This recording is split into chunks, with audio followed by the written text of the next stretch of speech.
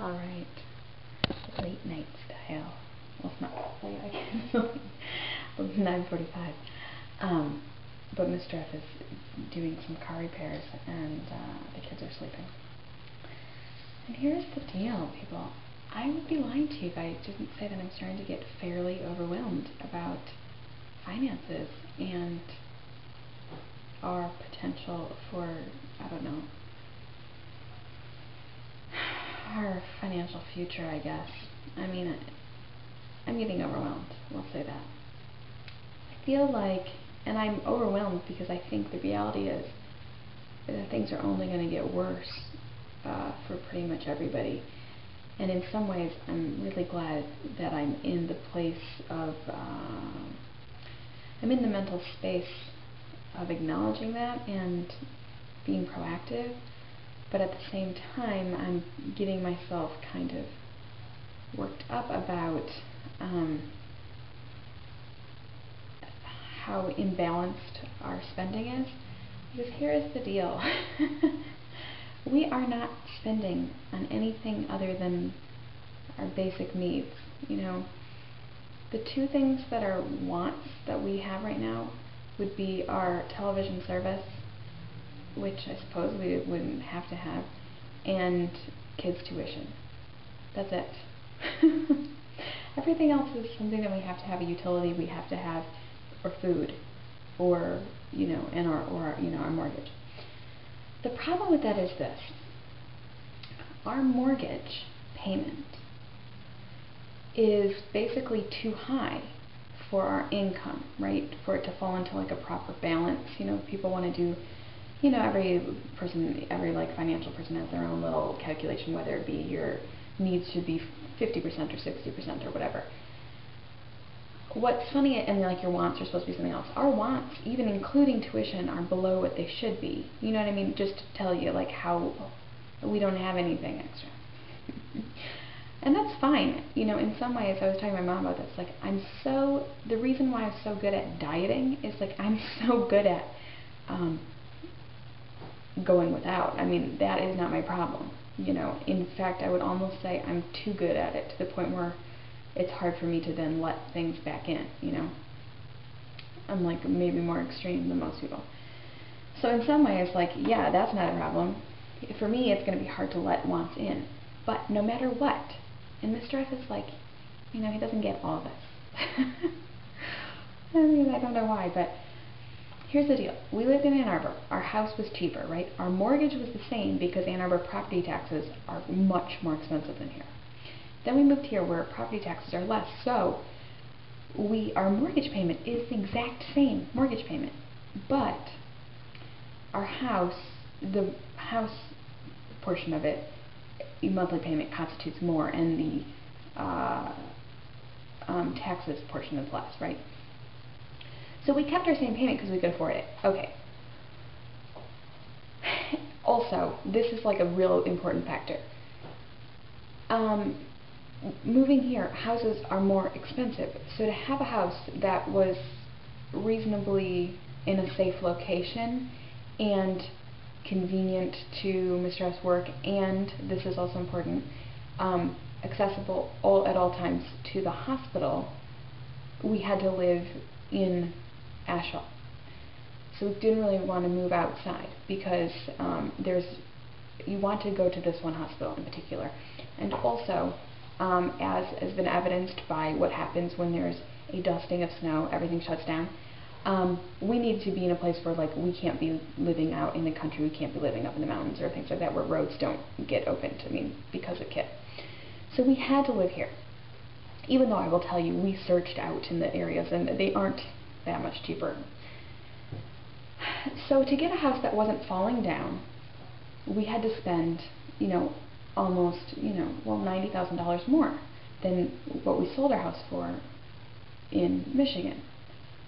And, so that wasn't like we were just like, oh, let's maximize it and like we can afford this payment, so we'll do it. We like wanted to find a house for less. There wasn't anything that was big enough. I mean, even this is a smaller house than our old house, and it's not big. Our house is not big. We basically have not quite a 3-bedroom house, and as you know, we have 4 people. So, I mean, That's just the deal. We don't have like a basement that can be used. You know, our house is 1,600 square feet. I mean, it's not tiny, but we're not living in an extravagant house. It's just houses are expensive here. Okay. Well, the thing is, so no matter what, because of Mr. F's income, because we lost the freelance, because we're not getting a bonus, because we're probably not going to get a raise, probably not going to get a bonus next year either, people. I mean, you know, let's deal with reality. Because of all that, our mortgage payment is, you know, just under half of our income, take-home income, just the mortgage, you know what I mean? So if you add in the mortgage and heat and electric without counting, you know, let's say you decided you didn't have a phone, just like our heat and electric and mortgage right now is more than half of our income. That's just a problem, right? Because then you have to have food, and then you have to have gas, and then you have to have enough to cover medical expenses, and then you have to have enough to cover things that happen to your car, like my car needs new tires. I mean, like, when I'm driving my car, the steering wheel is all crazy. You know, all that kind of stuff. The fact that, you know, we've got a daughter who needs new glasses every 6 months. Yada, yada, yada. It doesn't count. I mean, I know some people, they go to their budget, like, people, obviously I've not had my hair cut in quite a long time. I don't buy makeup, I don't buy clothes, I mean, I don't do any of that stuff. It's not like I don't buy anything.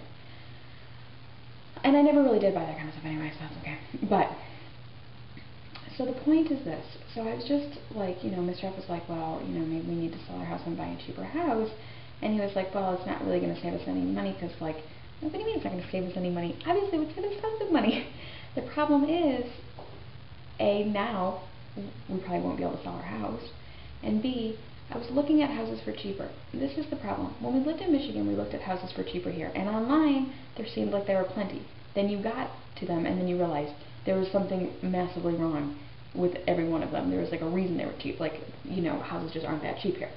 So it's the same thing. But I was looking at it, and I'm like, you know, I don't, in a way, I feel like I don't want to have to go through all that again. It's a nightmare to move. At the same time, I feel like we need to live in a house that's about $100,000 cheaper. You know, we need our mortgage to be for, you know, $100,000 less than it is now, and that would save us. That would be, I mean, that's the only way to bring the balance. We can't balance it out living in this house. Hey, folks, here's the other thing though. I will say this. Because sometimes we were like, oh, we should have rented. The only thing renting would have done for us would allow us to have had, like, our down payment as a cash cushion instead of down payment. But then people would just be spending that now. And at least now it's invested in the house.